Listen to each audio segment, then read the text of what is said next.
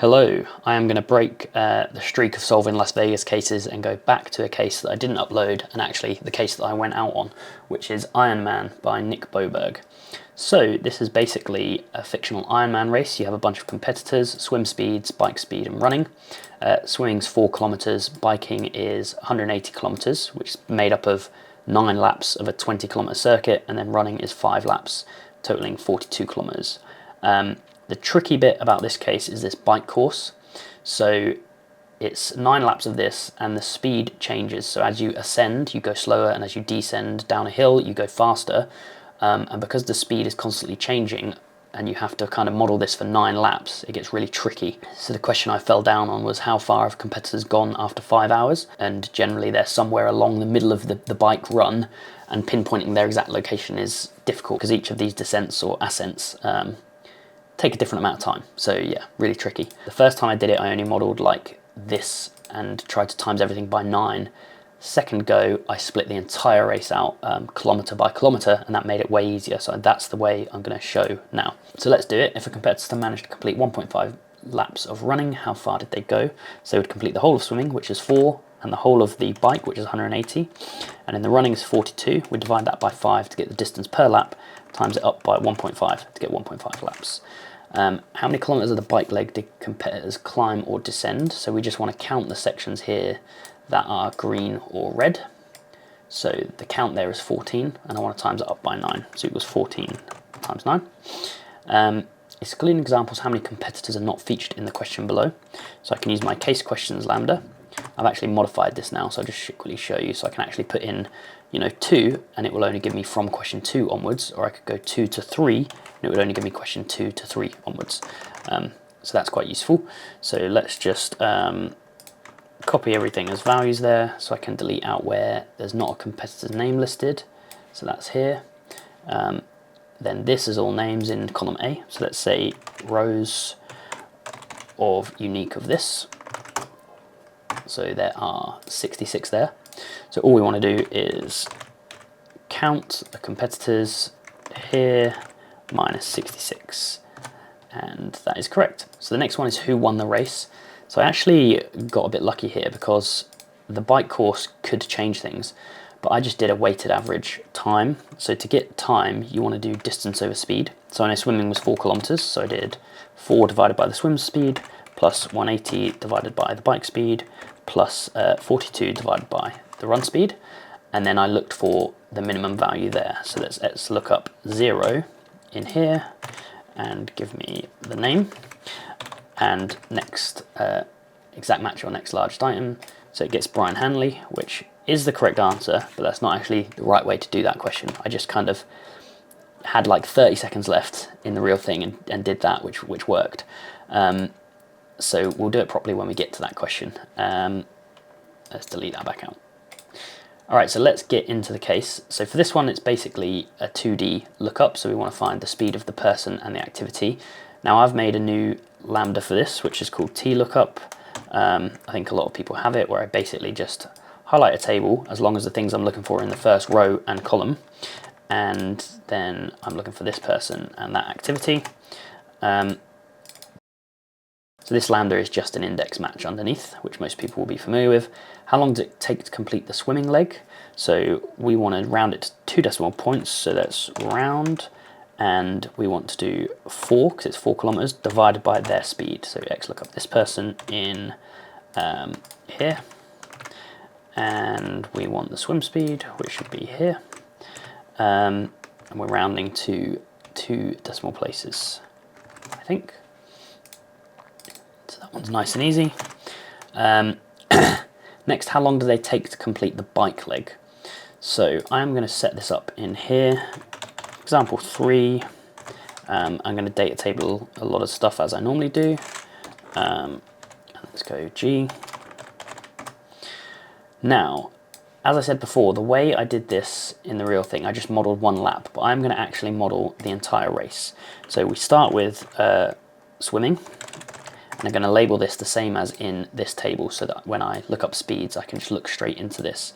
So I know that swimming we do 4 kilometers, so I'm going to say sequence of 4.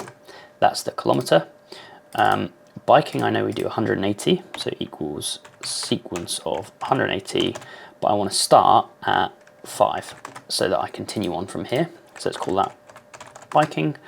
And then we do running for 42 kilometers. So sequence 42, and we'll start at 185. 185. Something went wrong there. There we go. And that is running. So that is the full race mapped out kilometer by kilometer. The next thing I want to do is capture where it's ascending or descending, so I can add the multiple. So they, if they descend, they travel at 1.2 times speed. If they ascend, they travel at 0.7 times speed. So the way I'm going to do that, I'm just going to label everything grey here with a F for flat, and then I'm going to label, I could have actually done this with the speeds, that would be quicker, but it doesn't matter. Reds are ascending, so say ascending, greens are descending.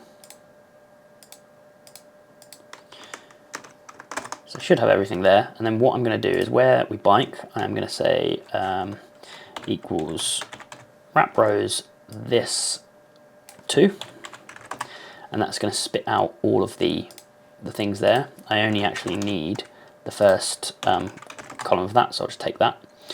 Hopefully I've got that right. This should do a quick check, otherwise this would mess everything up. That looks good. Now I basically want to copy that 9 times. So you could just copy this, 9 times here if you lock things, but I've actually made a new formula which is called VStacks, taken that kind of from Elliot's video, where I can specify an array and how many times I want to stack it. So I want to stack it 9 times, and that's that. So I'm just going to label these flat because I want the speed to be 1. So let's put an F everywhere else for flat, and then let's copy that as values so we don't mess anything up later. And I'm going to say if this is flat, give me 1. Otherwise, if this is ascending, give me 0.7. Otherwise, give me 1.2. And that should spit out all of the multiples. And then I basically want to find this person's speed. So let's say TLOOKUP.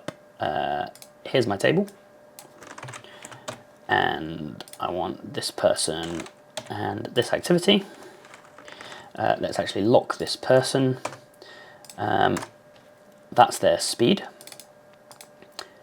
So the question is asking how long they take to complete it. So to get to time, I want to do distance, which is always going to be 1, because I've split this out kilometer by kilometer, divided by the speed. And I want to multiply, this speed, I forgot to do that, by the multiple here. That's going to change things slightly. So I want the sum of just the biking leg, so let's say sum ifs, I want this if this says biking, and let's spit that out to there. So it's 5.41 hours, and they are asking for it in minutes, rounded. So let's say that times 60, that gives us minutes, and then let's round it, and we get 325 minutes, which matches the example. So now we should just be able to put everyone's names in and data table it all.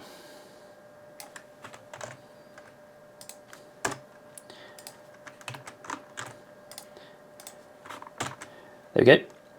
Okay, and now we want a start time of 6 AM and to figure out at what time in a 24-hour clock that the competitors finish the race. So working with time format is always a little tricky, but let's set this up. So we want the entire race here. So this is just going to be the sum of here.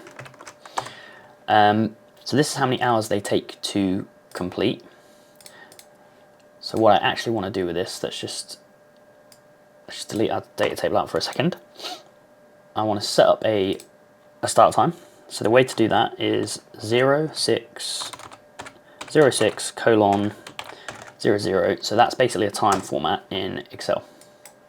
And if I want to add something to a time, I want to take a number and have that number as a proportion of a day. So that's 11 hours out of the day, so I need to divide that by 24 to give me the proportion of the day, and that's going to give me a finish time of 17:46, which matches the example.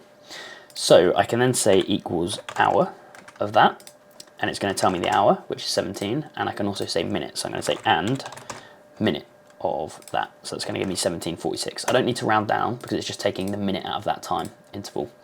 The problem is this is now formatted as a text, which Excel doesn't like, so let's say number value of that, and let's spit it back into the general format rather than time format. So now that is a number, and then we should just be able to data table off of that, and that will give us our answer. So this is where I basically got up to in the real thing, which is a respectable score, I feel. And this is the one that really stumped me. After 5 hours, how many kilometers have the following competitors traveled?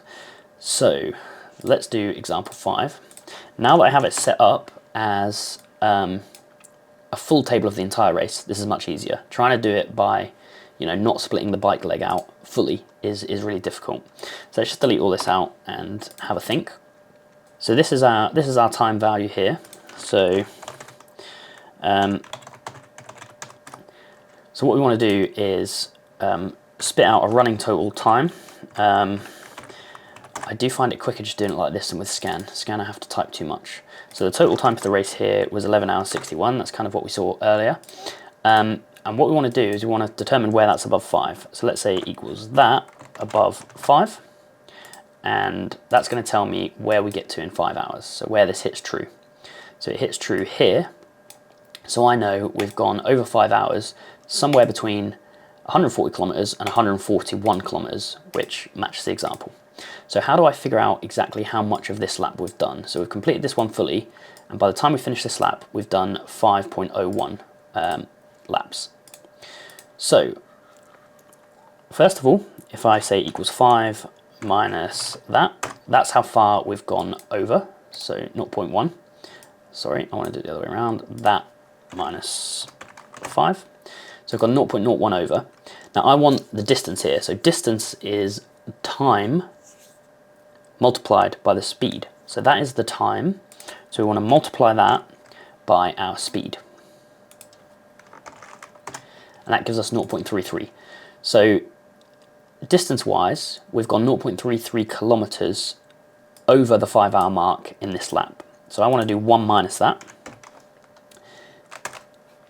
And that is the proportion of this distance that we completed. Because this is 1 kilometer, I don't need to do anything with this number. If it was 2 kilometers, I would need to do 2 times this number. But because it's 1, because I've split it out kilometer by kilometer, that's how far they've gone.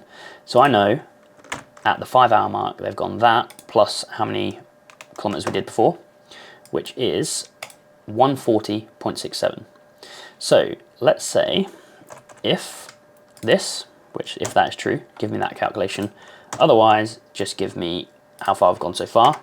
That will mess up below, but I don't care because I'm just going to XLOOKUP true and pull out this value here to get the answer. I also might make this dynamic just because I know the next question asks about 7 hours rather than 5.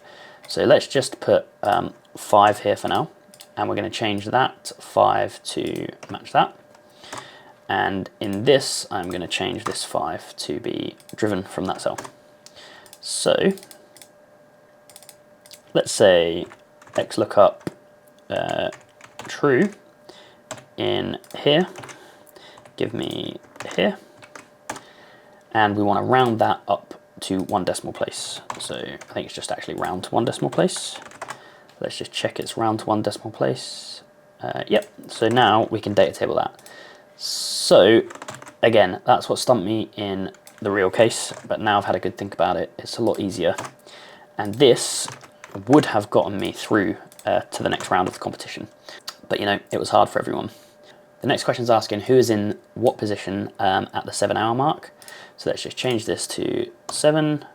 And then we want to data table all the competitors' names. So let's grab all the competitors, put them in here, and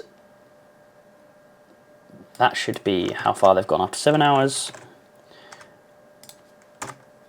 And then all we need to say is sort this array by the second column, and we want it to be descending because this is how far people have traveled.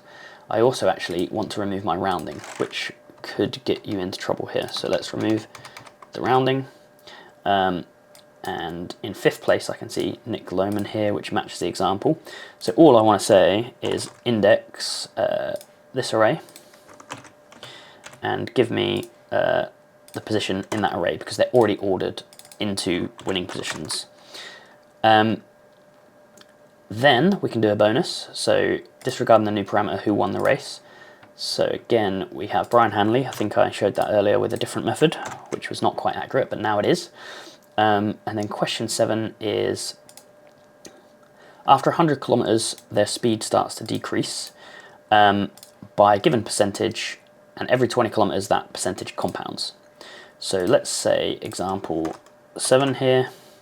Let's just delete this out because we don't need it yet. And then we actually want another multiplier here. So let's do a second multiplier over here. And for the first 100 kilometers, it's 1. So let's go down to here. And then at this point, it's going to be 1 minus, I haven't pulled the full question. So let's do that. There we go. So this is 10%. So where did we get to? It's going to be 1 minus this to the power of 1. If I was to do that to the power of 2, then it would kind of compound. So we want that 20 times over, so we can just pull it down to 120. And then we basically want to copy this, but change it to the power of 2. And for me, it's probably quicker to just drag that all the way down and repeat that. But I think you can do it dynamically, but it's a bit harder. So you could say equals that minus 100 over 20.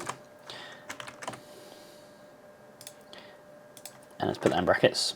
This is just an instructional bit that's probably going to make the video longer. And basically where this is below 1, I want to do to the power of 1. However, the last one is above 1. So let's just say plus 1. And then if we use a int function,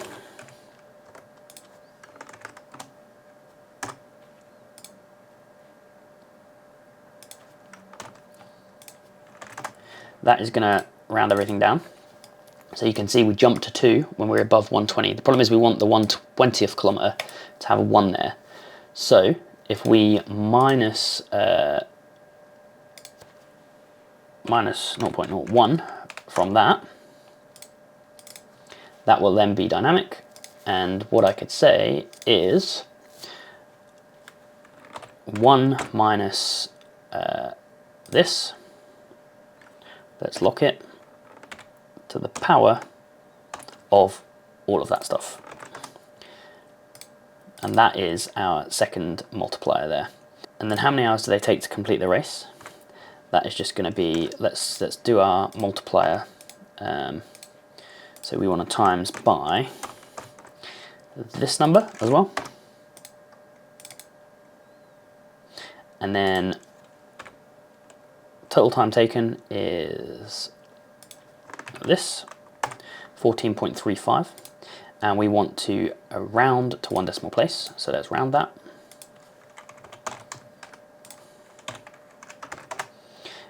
And that should be our answer.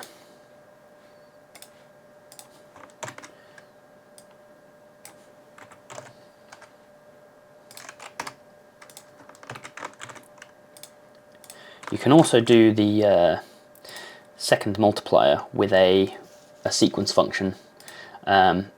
You know, so you didn't have to drag it down. You could just say sequence of 100 to all this stuff rather than just going off of that. And that would also work to do it in one spilled array formula. So the final bonus now, under level 7 rules, performance decline of 5%, how many competitors finish within 12 hours? So let's copy these as values for now. let's put this as 5%. It already is, so that's fine. And then we just want all the competitors again, which I think is already highlighted from before.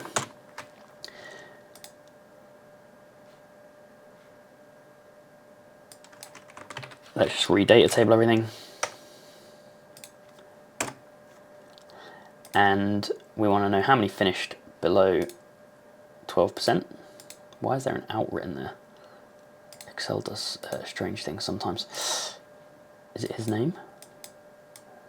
No? Who knows? So, count if. Actually, again, we want to remove rounding because rounding can mess us up here. So we want to count if this is below 12 hours. And it's time format from earlier. So we get 77 competitors, 77, and that is a full score. So nice to complete this one. Once you split the whole race out, it isn't that hard, but that's hindsight, eh? So thank you for watching, and I'll see you next time.